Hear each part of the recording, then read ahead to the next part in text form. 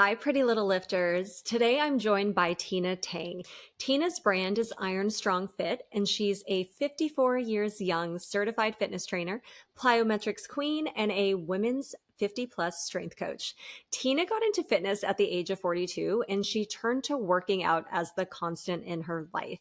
Since then, she's coached over 3,800 sessions, trained herself to get her first pull up, and she shared that her proudest achievements include coaching some of her female clients to their first pull ups and competing in their first powerlifting competitions. I love how Tina has a deep understanding of the needs and physical experiences of middle aged women through her lived experience. Now, let's welcome Tina to the podcast.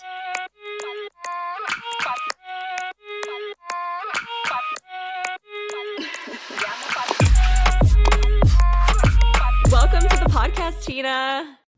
I'm so happy to be here to meet in person, or kind of in person. Right? I know. It's so funny because I'll meet all these amazing people like through social media, or like I'll be following people and then I finally get to talk to them and I'm like, well, it's not in person, but it's close. It's close enough. I'll take it. I'll take it. So give us a brief intro about who you are, where you are. I just learned that you're in the New Jersey area and what you're currently up to Yes, professionally. absolutely.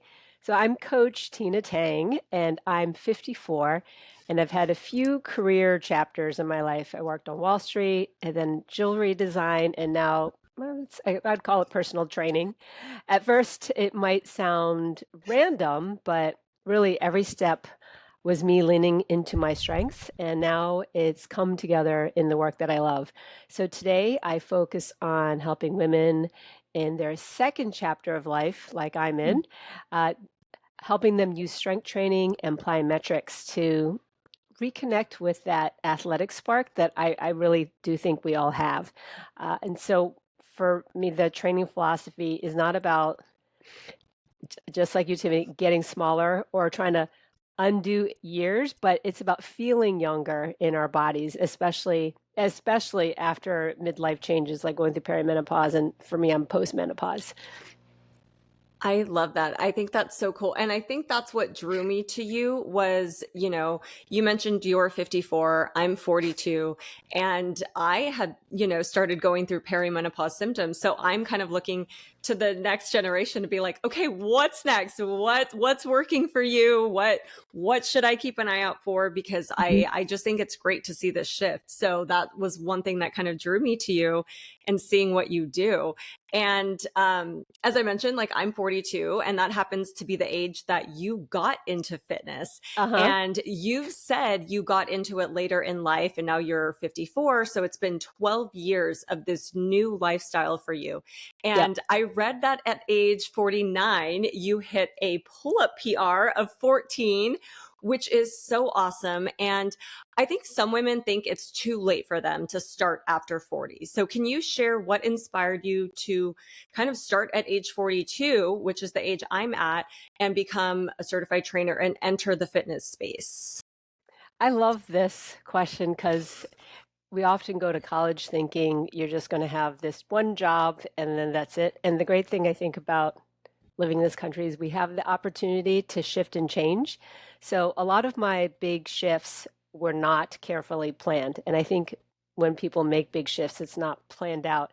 They happen because of circumstances that push me to change. So at 40, my marriage was falling apart. It was right after the 2008 financial crisis, and then I was a jewelry designer, so that financial crisis really crushed my business. I had jewelry stores in New York City, and I found myself living alone for the first time in probably first time in 10 years, wondering, what am I doing? What am I going to do? Because it's not like my job is secure, and then everything that I identified with in my relationship was now not there. So there was a gym across the street from my new apartment, and I started going there, and it wasn't for what people call like revenge body or divorce body. It was right. People assume that, but it was just to get out of my apartment and to feel human again. So I started taking group fitness classes there, uh, and what I thought was strength training, and now working in the business, know it was really just a HIIT class. But Yeah. in taking those classes, I had noticed for the first time, oh, there's changes going on in my body. Like I have biceps that I didn't ever notice I had before. Yes. And I was never a gym rat, so I don't want anyone to think like, oh, you just went to the gym more. I did not. I only started during this rough patch of my life, and never lifted weights. But loved how I felt going to these classes and picking up weights, and I got really curious about why we do some of these exercises, how to do it. So I signed up for a month-long intensive personal training course, and it was just for personal growth, like just to learn. And this course was run by Equinox Fitness, which I don't know if it's everywhere, but it's essentially a luxury fitness gym that they have Oh yeah, place. we have them here in LA. Yeah. I think it's more of like a major city Yes, I think you're right. They're in spot. the major cities. Yeah. Um, and I don't think they run it anymore, but they used to have their own training institute, which is I how heard it I, was good, by the way. A you friend of ever mine heard? used to coach. Yeah, a friend of mine used to coach for them, and she Uh-huh. was like, the education was good. It was very top, it was top notch. I don't know why they got rid of it. Um, but I also realized when you take that course, it's really a feeder for them in case someone was interested in training. So at the end of the course, the instructors had told us, encouraged us all to apply to our local, whatever Equinox was near us. And I remember thinking, wait, me? Like I just was doing this so I could learn, but so I decided to apply because my business was having struggles in selling jewelry post financial crisis, and I got hired. And suddenly I was a brand new trainer, and what was supposed to be, like a side thing, while my jewelry business was struggling, became a passion. And honestly, that's how it all started. I was That's started by cool. following my curiosity and realizing it's never too late to invent yourself. But I wanted to note for anyone who thinks about doing a major change later in life, starting over later is actually an advantage because we already understand, because we've experienced things in other parts of our life, that there's a learning curve. We don't expect instant success. We know we're not going to be the best off the gate. So, and we know it takes time, effort, and humility. So it really reminded me of when I worked on Wall Street about being the low man on the totem pole, putting in the work, and then slowly earning my place. Yeah. I think that's such a cool story. And I think it is a really good reminder. Sometimes I think about how, you know, generations older than you were very much like you pick this one job and you stay there forever. And you may have hiccups, but it's like there's a constant. And I think there's just something beautiful about having the option, knowing that like there's space for you to, as you mentioned, reinvent yourself, spin Hmm. the wheel however you want. Yeah. And there is that maturity that you have, like that wisdom that we have, that like, oh, you know, I'm not in my 20s anymore stressing out about X, Y, and Z. It's like, hey, I kind of know how things work. So I think Yep. it is an advantage, like you mentioned. Yep. You just know, like, I just put my head down, put in the work. You know that it'll become something, and it's just about time. Yeah. And I think for me, like I've, you know, been a teacher for 18 years, but even within teaching, I have pivoted. So, and I think that's something that like sometimes people even get scared to pivot within their own career sometimes. But I think it's such a cool thing. And I think me pivoting from like teaching elementary school to teaching PE and health and coaching, you know, clients or at a gym sometimes, it did kind of build my confidence to be like, hey, like if I didn't want to teach forever, like I could do something else. Like there's Uh-huh. space for me to like switch it up at one point, like if I want to. So I feel like as I've gotten older, I've been a little more open to that, to like Hmm. thinking like, hey, what else like am I interested in? I have all these skills and they could go in different industries. And I think it's really cool to hear your story and think about how something that was just so um passion, like a curiosity for you, ended up becoming this like great career where you help so many people. And speaking of helping people, you created a program called Intro to Plyometrics. Can Uh-huh. you share with us, for anybody that's listening that doesn't know, what is plyometrics? what are some of the benefits of plyometrics, especially for women over 50? And why did you create this program specifically for women over 50?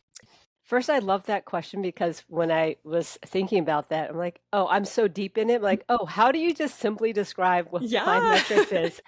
So I think for any person scrolling on Instagram, they'll probably assume that plyometrics is jumping, it looks like jumping.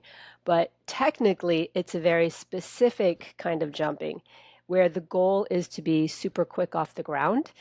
And the definition of a plyometric, and it's okay if we don't necessarily hit it, but we're trying to, is to be a quarter of a second or less off the ground. So it's a very short amount of time that you're touching the ground.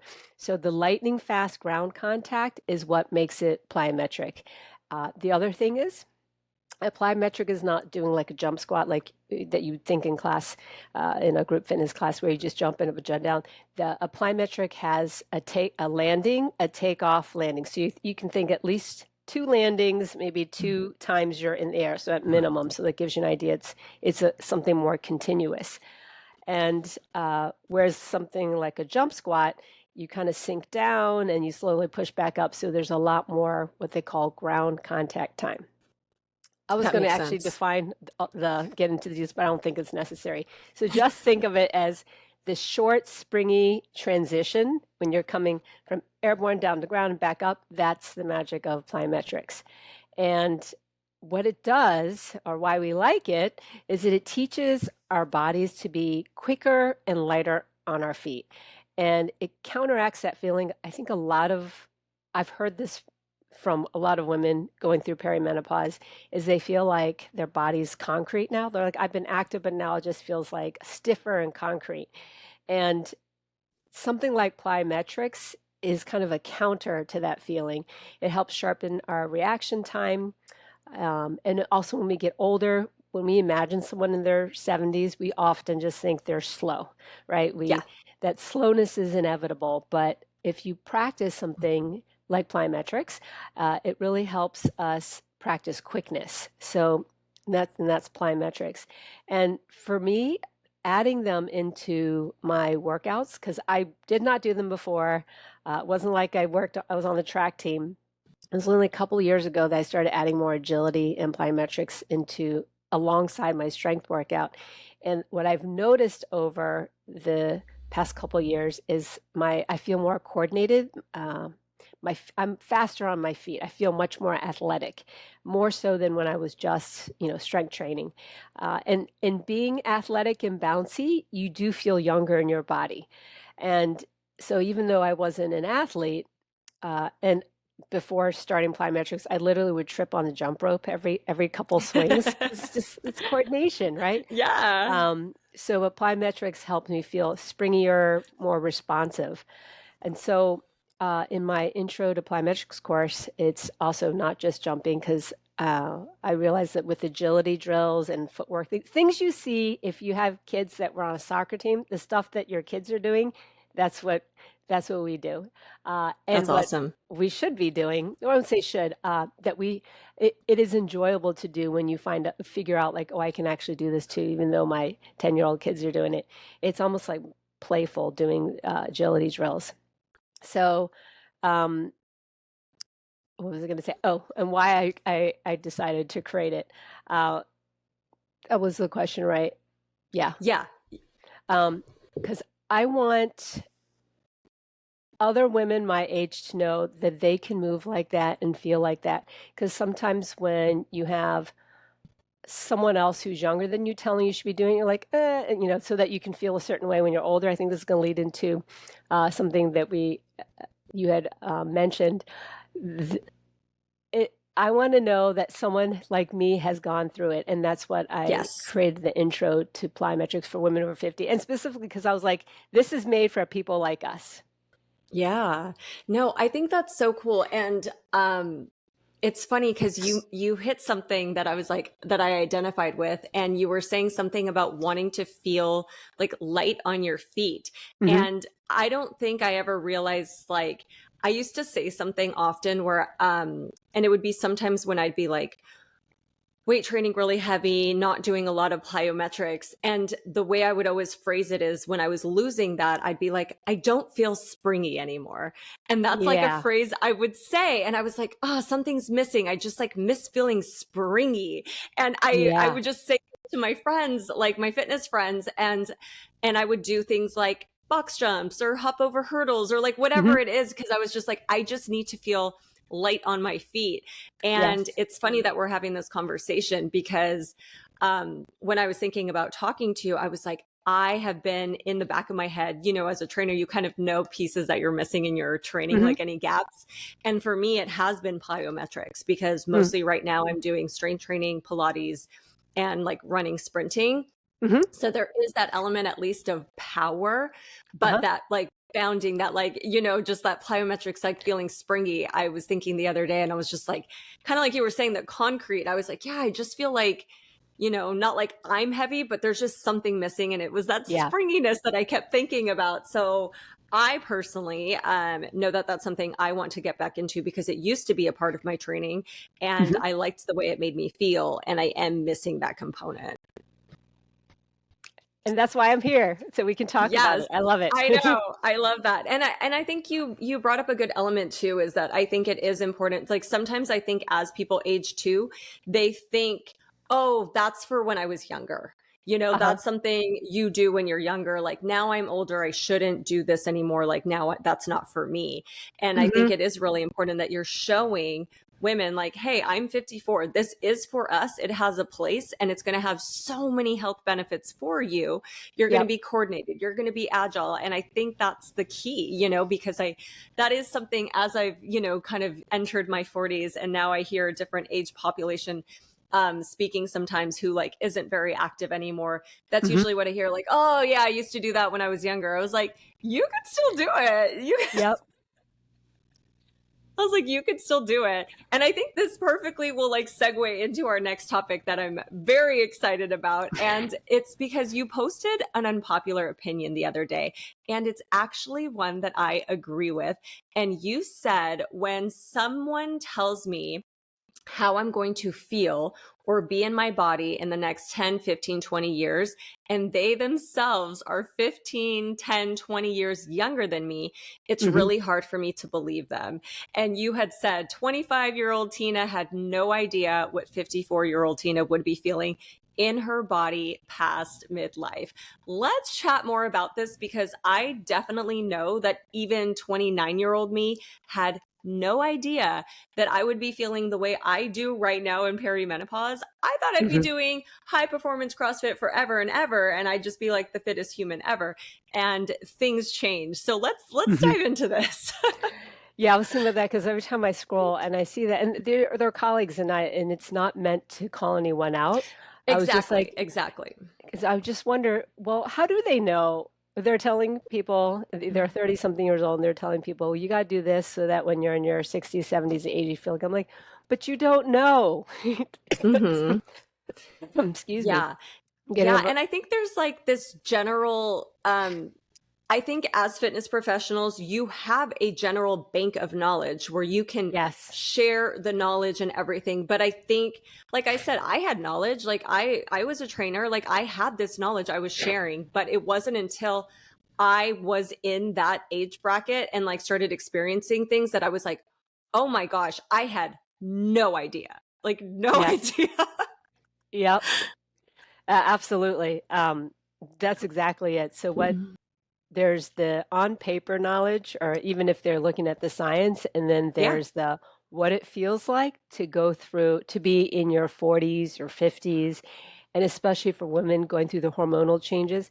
Because I think people assume, oh, if you've been active, especially fitness professionals, you'll be fine. But no, not at all. Hmm. So at 25, I would never have known that at 49 and 50 that I'd have insomnia because of hormones. And then that Yeah. insomnia would make me so exhausted in the morning that it's a battle to want to go to the gym. So even if you've been active all your life, You're so, I mean, if people can imagine that feeling jet lagged coming back from a trip in Europe or wherever where you took a 6 to 10 hour flight and then how you feel the next day when you land. That's what it feels like every day when you don't sleep. And the last thing Yeah. you want to do is go to the gym. So when we're being preached to about you need to be doing this and that. I'm like, but do you know what it feels like right now? Because I was thinking about even friends Yeah. that have had frozen shoulder or nagging joint pain because of hormones. So it changes how they might feel about going to the gym, and so you just have more challenges. Um, and even with me, I've been lifting heavy for more than 10 years, but when I got my DEXA scan at 50, I was either 50, I think I was 52.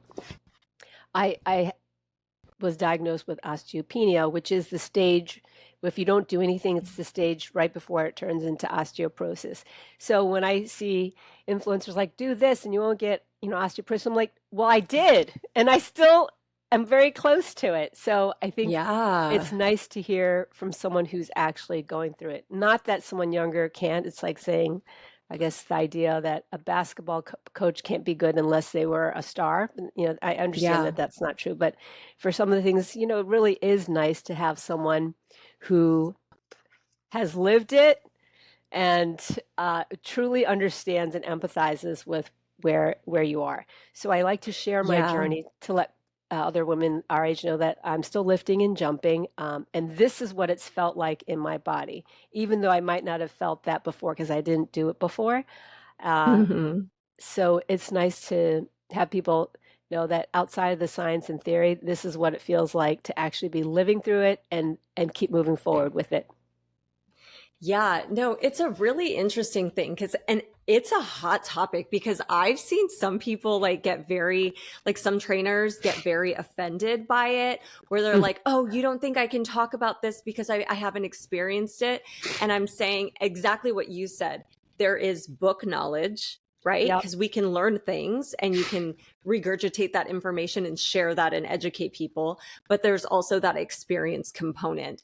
And I think, if Yes. anything, I think trainers, we need to be humble and we need to realize that, like, yes, we have access to book knowledge and science, but there is this other piece that is the human element that, like, you need to Hmm. be okay. Like, we need to put our egos aside. So, I'm going to give you an example. So, Hmm.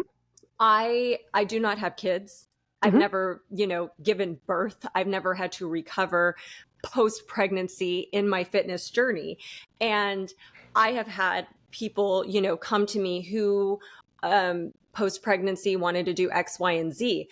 Do I have book knowledge? Sure. But there are times where I was like, hey, you should follow this coach because they've been through it. They've had 3 kids. They're killing it because Yes, I've done the it too. ego Yep. is not there. The ego's not Yep. there, and Hmm. yes, I have that book knowledge, but like there's so many other pieces that Hmm. I'm not privy to because I haven't experienced it.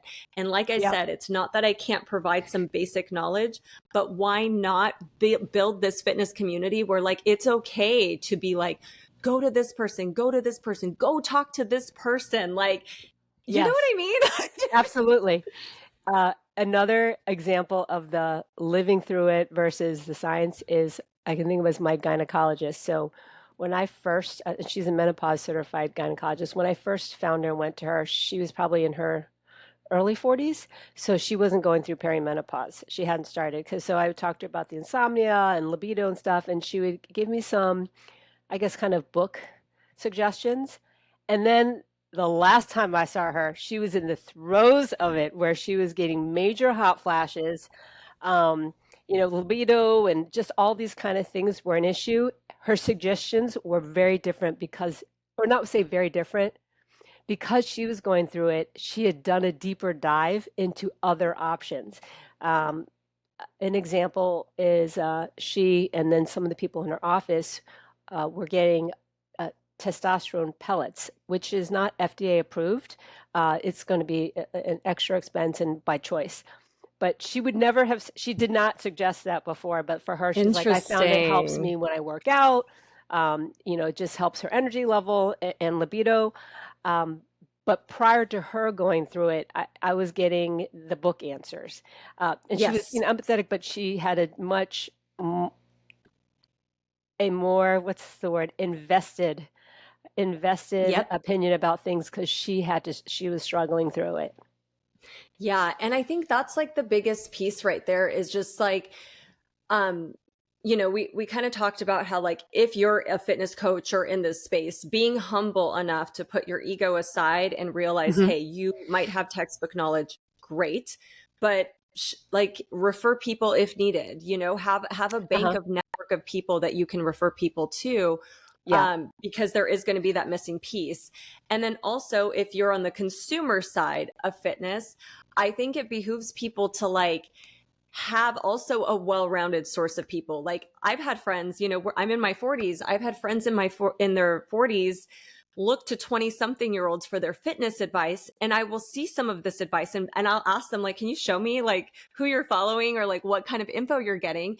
And it's this really skinny, lean 20 something year old, and I'm just like, no, no, like you can follow them for like workouts, but like I Hmm. would listen to some of the things that they were saying, and it was coming from a tunnel of, I'm 20, I can eat whatever I want, this is what I look like. And I was like, I was that person, like I was that girl. Yep. Yep. And I Yep. think it's very different. And I think and I'm not saying you can't listen to, like, I have a lot of fitness friends or people that I follow that are younger than me, but I Hmm. have the wisdom of like, I can cherry pick, and I'm like, oh, you don't know this yet, and I can tell, and that's okay. You're 10 years younger than me, but like this is what I know will work for X, Y, and Z. So I think Yep. that's really important, because I think when we are that age, like we think we know everything. Like we do, Yes.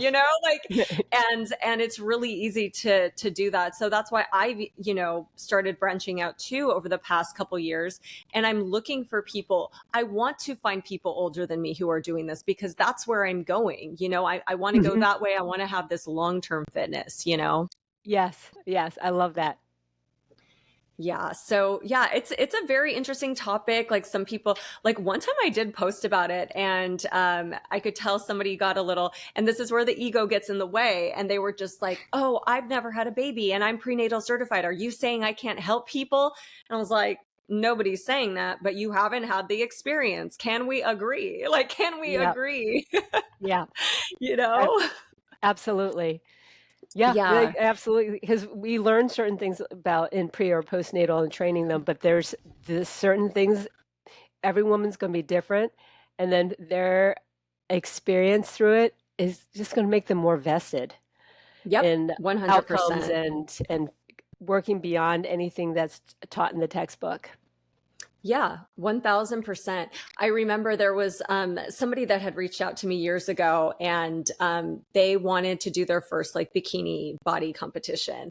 Hmm. And I was like, I have never done that. I have never prepped for that. Could I look it up because I'm smart and can educate you on this and probably put something together? Sure. But I was like, I know that's something very intense, and I would want the firsthand experience to know what you feel like every day on this bikini body prep. So I was like, Yes. I don't think I'm the person for you. I'm going to refer you to X, Y, and Z. Like, this is not my Hmm. lane, and that's okay. Yep. That's okay. I don't have experience in this. I could look it up. I could put something together for you. I can get the education and reach out. But I was like, there's just at some points, there's just some things where you're like, no, you know? Yep. And, I guess having the ego, the humility to accept this is outside of my yeah, wheelhouse. I want to work with you, but this is outside my wheelhouse. yeah, yeah. But I do think, there is something beautiful, because as you were saying, like, especially as you get older, if you're not well rounded in like who you're consuming fitness and health content for, and most of the people, because that there is that big population of 20 to 30 something year olds in that space. And if Yes. that's who you're getting your knowledge from, it is a very limited scope in terms Hmm. of experience. And I Yeah. think, and I've seen it happen to women I know, they start feeling bad about themselves because they're comparing their journey and their habits and their experience to somebody in their 20s and 30s, and I'm like, you're not going to look like that. We've been Yes. there. We're a couple decades ahead. It's going to be a Yep. very different experience. That's right. Yeah, very interesting. So what are some of your current health habits non-negotiable, especially, you know going through different symptoms, having a space where you're now like fitness is a part of your life, what have become some of your non-negotiables? Well, since both of us are trainers, it is definitely exercise. Yes. Exercising at least 3 or 4 times a week, and that for me, it's strength and plyometrics. I definitely try to walk. I'm not going to be married to a number, but it ends up being 8 to 10,000 steps a day, and it's not so much for the step count, but then I know I haven't been sitting all day because I can easily just Hmm. sit on my computer and Yeah. work on so many different things. And then the third and last piece, which has been something I really prioritize, is online, they'll call it community, but friendships, which sounds very cliche, but I think when we get older, just keeping connected, like deeper connection and spending time with people, it's a lot more for our health than we give it, or it's a lot more important Yes. for aging well in mentally. Yeah. And I think that's such an important piece that you touch on because you pretty much hit like the health components, right? Like social, physical, mental, like, the walk that you do, that is for your physical health, but it's also for your mental health, right? Like you're not just Mhm. sitting in front of a screen all day and then, you've got your fitness and then you've got that social piece. And it's interesting that you mentioned that about, the friendships and the community because I've definitely found as I got older that I crave more like deeper and meaningful conversations, and like small talk kind of sometimes makes me anxious because it's just like, wait, no, I want to talk about important things with people. Like, That's right.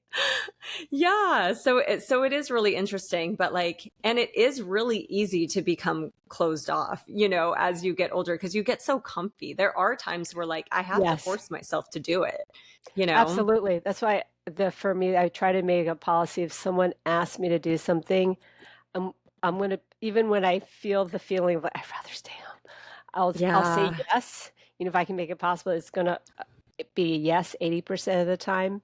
I think that's something I've learned over the past couple of years when I look at friends who have a wide, deep friendship network, is that the same idea of going to the gym by showing up, it's the same with people. So I used Hmm. to think, oh, they won't notice if I'm not there if there's a big party. I'm like, oh, no, people do notice when you come to whatever event that you invite them to, and they Yeah. do appreciate it that you spent the time to even show up for an hour. So I try to Yeah. now always show up if I've been invited. I like that. And I've never, I think making that connection to like showing up for your workout classes and committing to things like showing up to social events, I think that's really important because I do feel like there is, and I read an article somewhere about it recently, like there is a little bit of a social decline in terms of like people just saying no to things because people just want to be home, and I Right. understand. But then we expect to have these friendships or we're sad when people aren't there for us, but it's like, where have you been? Like, have you been showing up? Like, what are you doing to like, Yep. I've had moments like that where I've felt kind of lonely and I'm like, oh, gosh, I haven't seen friends or like I don't have any like friends close by. And then I'm like, Yes. well, what have you done? Who have you reached out to? Who have you called? Like, Right. The other end of it. I was thinking about is a friend of mine, her parents, her father had passed, and the mom ended up everyone's worried, oh, that the father passed. She was okay because she already was so social. So she was always going to play wow. canasta and different kind of things. So when her husband passed, her other her friends, most of them had either been or divorced or lost their husbands. They're like, "Great, welcome to the club. This is the best. This has been the best part of our lives." Like they go travel together. So Wow. it's that idea of like that support and friendship really got her through, Yes. something that would maybe be devastating for someone else who didn't have that social network. And I think I love that you brought that up, especially for anybody that is in a relationship. I think sometimes it's so easy to just think like, oh, I'm with my partner, this is my bestie, like this is who I'm with all the time. But like if something happens and that relationship shifts, like Yep. you have to have something else. And if you don't, like you said, it's going to be devastating. It's going to be very Uh-huh. hard. There's probably going to be some mental health issues that can be associated with that if like that was your whole world and there's nothing else. Yep. And that's, I mean, even inspiring to me to think about like making sure I keep my relationships cultivated in the long term, you know? I love that. That's so awesome. So, to wrap things up, Hmm. I have a question I ask all of my guests, and it is, Yes. what advice would you share with your teenage self and teens today?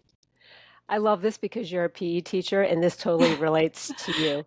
So I've been a trainer for a while, but I started teaching group fitness probably about 6 years ago.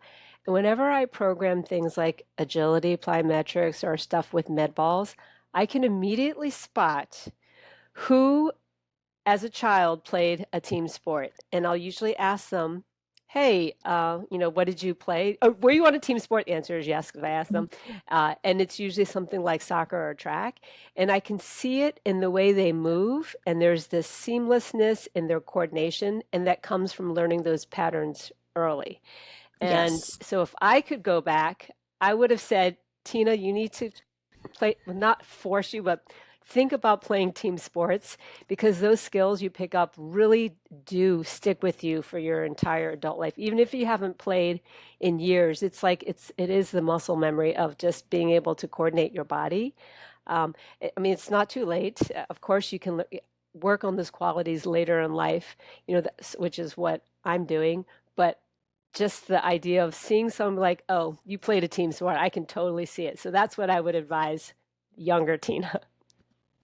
You know, it's so interesting that you say that because that is something I notice as a trainer too when I work with, well, one, when I work with kids, I can tell like right away. I'm like, they either dance, they either do sports, like they do something, like I can tell based Hmm. on how they move. Yep. And then you have the ones that maybe don't, and then they just surprise you because they just like naturally have that ability, and it's like Uh-huh. they were given the opportunity to show it. But for the most part, I can tell. And then also, same thing, working with adults who have found fitness later on and maybe were in athletic kids. I have like looked around the classes sometimes and I can see how they move. And I'm like, Yep. oh, yeah, you could just, there's just something off about they're doing the things, but there's just something off Yes. Yep. about the coordination. And, Yep. you know, good for them for doing it. But like you said, when you start the kids early, and that's why it's so important, you know, there's just, Absolutely. and it's funny that you mentioned this because I played soccer for only one Hmm. season of my life. I was in fifth grade, played soccer like one season into like, you know, so however long that is when you're a kid, like AYSO soccer. And that was my only experience with it besides just recreational playing with like my friends or whatever. And later in life, in my 30s, I was given an opportunity by Nike. They put this like women's soccer group together, Uh-huh. and I was not as skilled as some of these girls because some of these girls have been playing their whole life. They played in high school, they played in college, like Yep. some played semi pro, right? But I did just that one season and I held my own and I was like, this is cool. Like, and it was just That's like my body fantastic. remembered and I was able to just like, because of all these things we do, right? In fitness, Yep. and you're building all these skills, and the combo of like everything that I'm doing plus that one little season, like I was like, wow, that's really cool. And it was just like a really cool reminder of like, I don't have to be good at everything, right? I didn't Hmm. play soccer my whole life, but like when you are exposed to things, Yes. you know, pick up on little things, and it really does help, you know, form you in your physicality, right? Absolutely. I love that you could see the tie-in or that it wasn't completely brand new to you. There was familiarity because of your exposure when you were younger. Yeah, no, that's great. I love that. So if anybody's listening, like start them young. If you have kids, you have people in your family, like start them young, and it's never too late to start. As Tina And it's shared, never it is too late. Yep. never it is never too late to start. So Tina, how can we support you and where can we direct people to find you? Hi, people. I would love for you to join me on my plyometrics journey. And I'm running a online 9-week course that is Intro to Plyometrics for Women Over 50. And in the course, we have live coaching classes, and then I have a workout program that people do independently to combo with the learning and the practice. So you can come visit me on my website, ironstrongfitness.net. I love it. I love it. And question, if Mhm. somebody is not quite 50, like what if they're in their Oh, yeah, of course. 40s? Yeah. Like, They okay. can Okay. absolutely So join. I think I just write that perfect. to have some kind of like Yes, to have to some make people parameters. yes, so that that someone who's Yes. older can think, "Oh, is this for older people?"